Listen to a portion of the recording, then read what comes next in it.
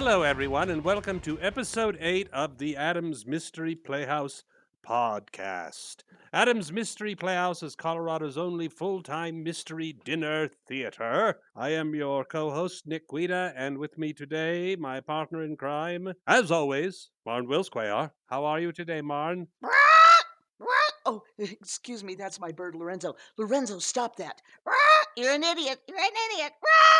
Oh, let me put him up. Okay, I got the bird put away. How? Sound like you hurt the bird. Oh, you Did you heard hurt that. the bird? Were you hurting that bird, Marn? No, I just shut him in a closet. No, I'm just saying, if the authorities come and ask me where you live, I'm going to have to tell them. Yeah, well, some people don't think these podcasts have any impact, but the emails I've been getting, unbelievable. From the last episode 7, Mm-hmm. I got an email from, you're not going to believe where, South Korea.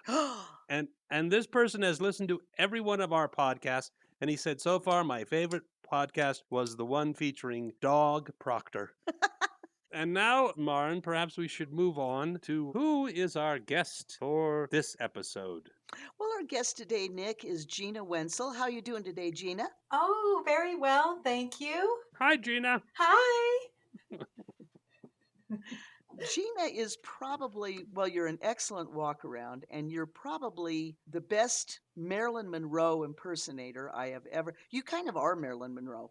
Well, thank you, Marn. In fact, maybe you should sing Happy Birthday, Mr. President. I mean, and you could sing it to Nick. He could be president. Should I really? Should I sing it right now? I think you should. Okay, let's see if I can do it. Um, Happy birthday to you. Happy birthday to you.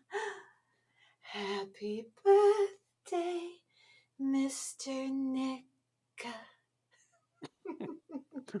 Happy birthday to you. There Nice. you I go. don't know. I don't know why you couldn't have just said President Nick.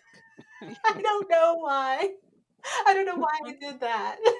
You and I did a job where you played Marilyn and I was Groucho Marx, and it was down at the Parkside Mansion down by the zoo. And people would see me as Groucho, and yeah. But when they would see you, they would come around the corner and see you. They would go, "Oh, Marilyn!" And it didn't matter, man or woman. People were just completely enamored with Marilyn. Yes, it's what I miss so much about it is just people just, they loved her. They loved her in real life and she's just like this. I think of her as a light, sweet being.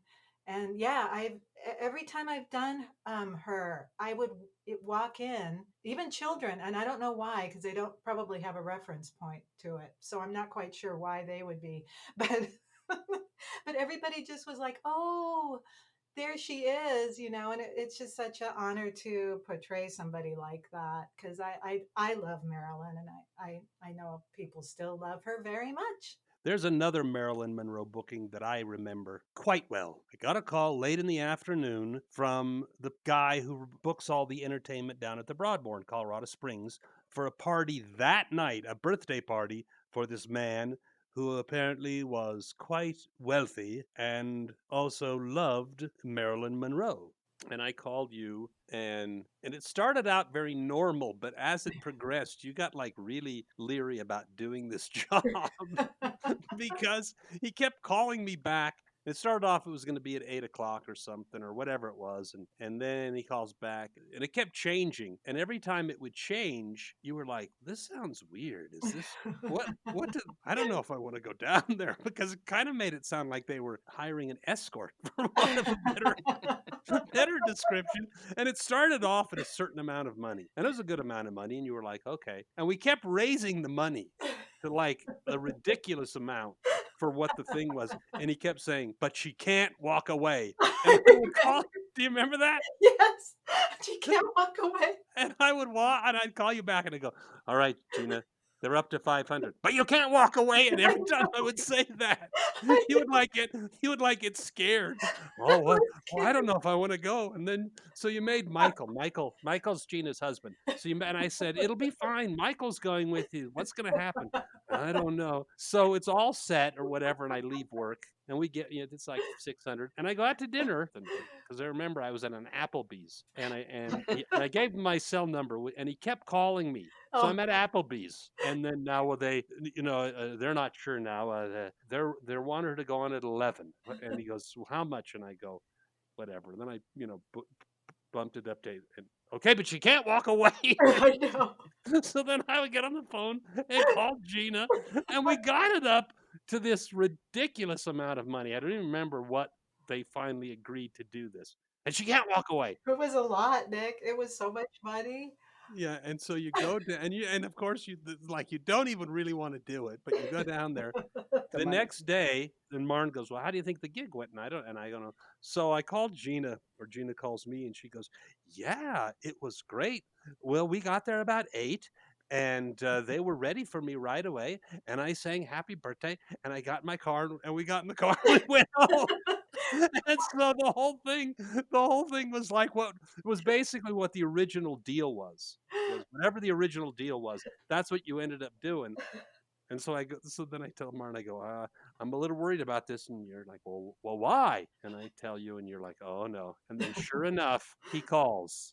Oh, Well, it ended up only taking about 5 minutes at 8 o'clock. And so we're like, so we had to like renegotiate. Oh God, that was just a disaster. oh Yeah. my Wasn't gosh. that up in the Penrose room, Gina? I think The so.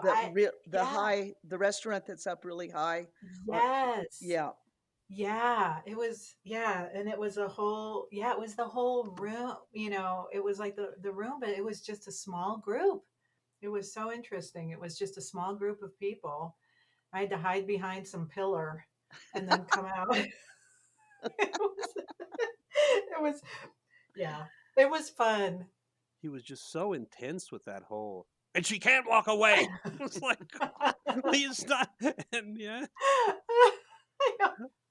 It was such a strange, surreal evening. yeah. Well, like you said, it doesn't sound like the gig was weird, but the booking was so horrible. Yes. It's the last job you probably ever wanted to go on. It was very strange leading up to it. And then I was like, why was I worried? It's just fine. I say this to Marn and everyone all the time. You're the nicest person on the planet. Because you always, when she comes to the building, is my favorite thing when she comes to Adams, is I can hear her. I'm on the second floor, my office.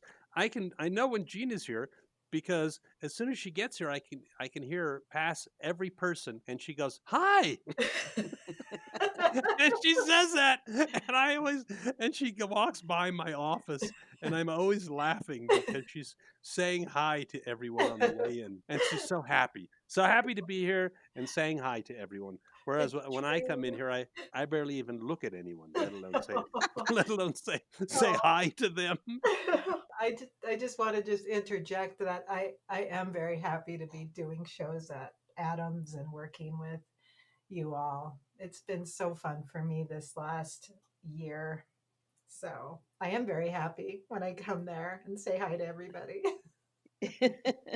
You're not faking it. You really are happy. No, I, you should. You just That's just what I'm saying. Gina's the nicest person I know. But I want to say something about performing with Gina that I really enjoy. And whether I'm in the back of the room watching uh, s- one of our productions or whether I'm on stage with Gina, I love the way, and I don't think anybody else can do this as like you do this, where you're going from super sweet, you're doing your lines, and yes, to this sort of evil, and yes, I did do it. The transition is marvelous. I got to tell you. oh, thank you, Marn. Yeah, well, thank you. And how you can pull it off as evil and yes, I did do it, and yet be sweet at the same time. That's not easy to do. I've tried. Thank you. I am slightly self-deprecating, but I know it's true. I am just amazed at everybody's improvisational skills in these shows and just their off the cuff, funny, funny, funny. I'm not that great at that, so I'm always very. I just feel very happy to be a part of the troupe, and I've had the time of my life. It's just been so very fun. It's just such a great. I know I do a lot of. Oh, I'm just going to go on and on here, but I do a lot of theater. I have done a lot of theater, and it is always wonderful. I do a lot of great stuff. But to have packed houses come and see you and have them so excited and happy after a show, you just know you've entertained people. And I'm going to say this, get paid for it, and not a measly amount, a good amount is That's like an actor's dream. And I know I'm gushing right now and I'm sorry, but I just want to say that because it's a lovely thing, and I love working with all of you. And yeah, there you go. It's me yeah. going on and on, but that's how I feel about it. Last summer, we did a job at the Air Force Academy That's at right. the Falcon Club, and so we decided to. At first, Michael was going to drop you off and then come pick you up, and then you said, "Can I just go down with you?" And I said, "Fine." So we went down there, and it's the Air Force Academy, so it's like a military base with a gate with armed guards, and we pulled in. They were asking me if I had any guns or things, or and opened the trunk. And you said I said something that they didn't find funny. Do you remember what I said? Gosh, it was. I don't know, Nick. Please, I wish I could remember, but I was like, in my mind, I said, "Oh my God, Nick, no, don't say such a thing." And they didn't even crack a smile, and we No. drove in, and and of course Gina's laughing at me. So we were the first ones there, and then so this guy Marco was on the job. And this Marco pulls up to the gate, and so I've already said something to them that they just didn't find even remotely funny. And Marco pulls up to the gate, and he goes, "Yeah, I'd like a double cheeseburger, large fries, and a Coke." And he goes, "Yeah, it didn't go over very well." I think what you said, Nick, was something like, because you were relating the story to me. They asked if you had guns in the trunk, and you said, "No, I don't. But I have a bomb or something." Didn't you say Yes, it something like was that? No, something. I didn't say. I did not say It that. Are was you something sure? like that. It was No, something like that, Marvin, or or it was. or something like, I keep my guns in the back seat, or something. Yes, Something it where you was. totally, yeah. You don't say No, stuff like that to military guys. not only that, that makes me. You people are making me sound really dumb. I I don't. I was just in my mind. I said something funny, not something really stupid while entering a military base. Well, and of course, Marco's saying stuff like that and coming up to those young Air Force guys and saying, "I'd like a cheeseburger." Marco is ex-military, and he was in for quite a while, and I think he was a security guard at one point. So why he thought that would, that I they, don't know. you know, Yeah, I know you weren't on this show, Gina, because you weren't back yet. But when we did the 10th anniversary here of the building, we decided to do a show because obviously we could only have 5 people in the show.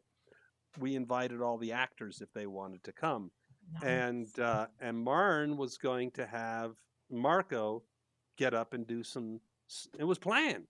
It's all planned. He's going to get up and do some stand up. So I think Marco got up while I'm dead. That Marco got up to do some stand up, and he came in that naval uniform, the white Oh navy, wow. hmm white navy uniform, and the hat, like an officer. And so I'm assuming while I'm dead that Martin's like, well, we got some guests here tonight, some people to work with us, and one of our greatest friends is here tonight. We're going to get him up for a few minutes. Give a big hand to one of our funny actors, Marco Alvarado. This is what I'm assuming happened in my mind. Well, she'd never brought up Marco, and I didn't know this.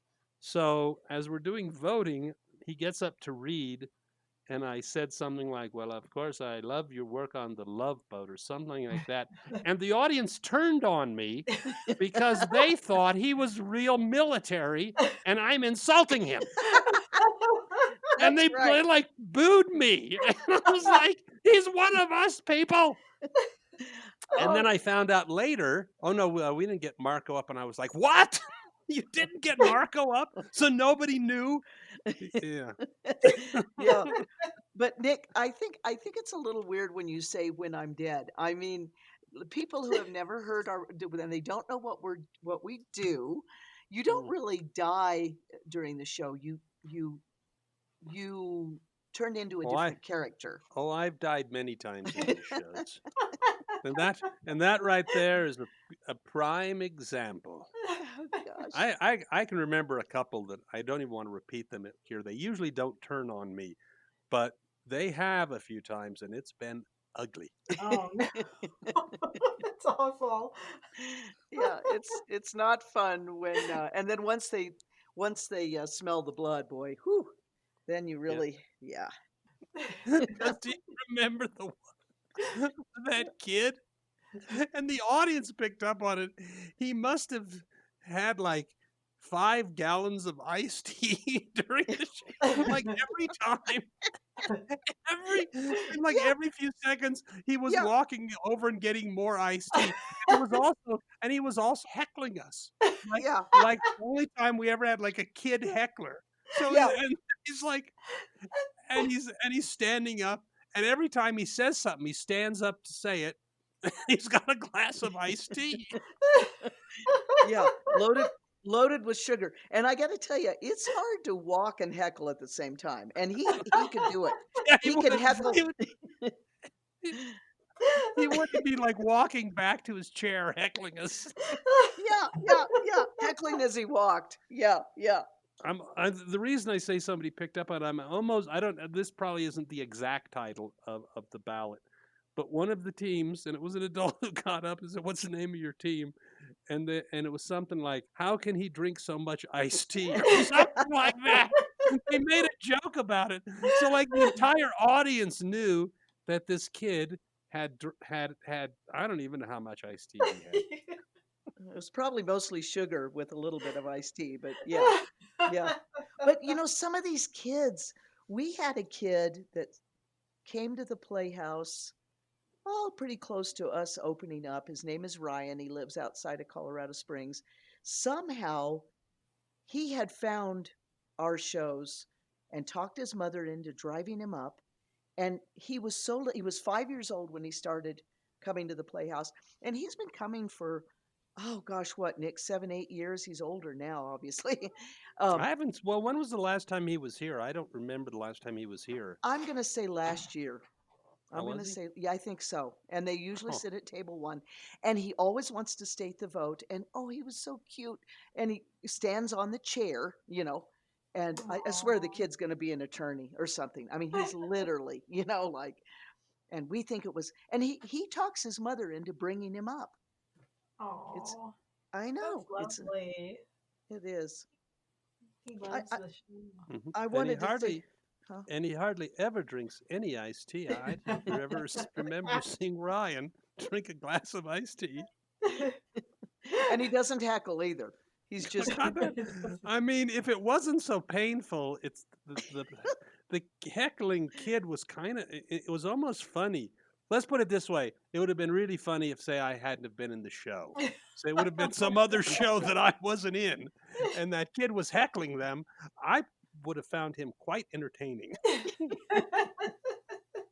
but I want to say one other thing to hearken back to what Gina said about how many times have the three of us and all of us in the troupe, as a matter of fact, had people walk up to us on a nightly basis and say, I have not laughed this hard in years.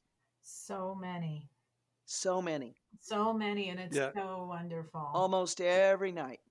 Well, there you have it. Another exciting episode of podcasting interviews.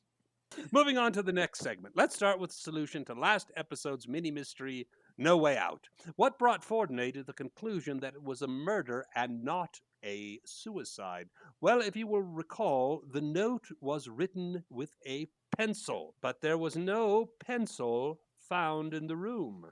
Apparently, the murderer wrote the note to resemble the dead man's handwriting, but through force of habit, put the pencil in his pocket. But now let's move on to this episode's mini mystery, A Broken Engagement. And the cast for the story today is Marn will be the narrator, Gina is Molly Fleming, and I will be Professor Fordney. So here we go with A Broken Engagement.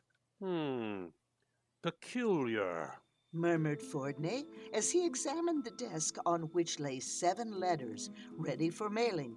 3 gray, 1 lavender, 2 pink, and 1 lemon-colored. As he idly shaped the wax of the candle standing on the desk, he continued to ponder this unusual choice of color and stationery. One of the letters was addressed to Dot Dalton, who had been murdered between 11:40 and 11:50. She was one of the guests at this house party in the Adirondacks.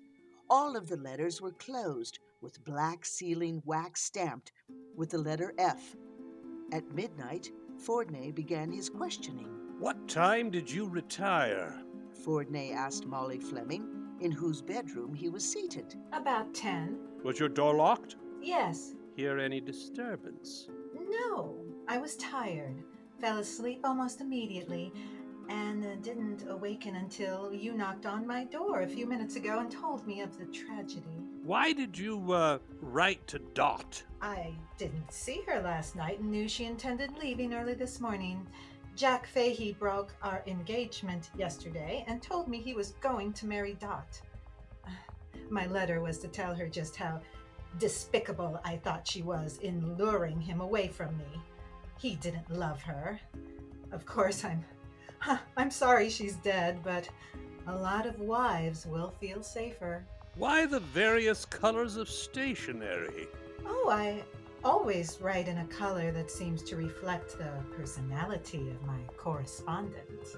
I see, but unless you have a better alibi, you will be held on suspicion of murder.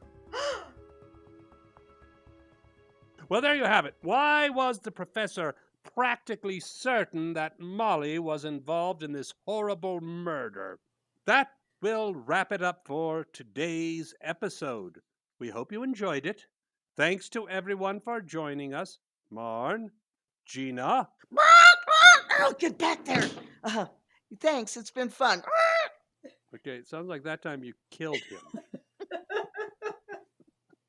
And please, don't forget to join us for our next podcast from Adams Mystery Playhouse.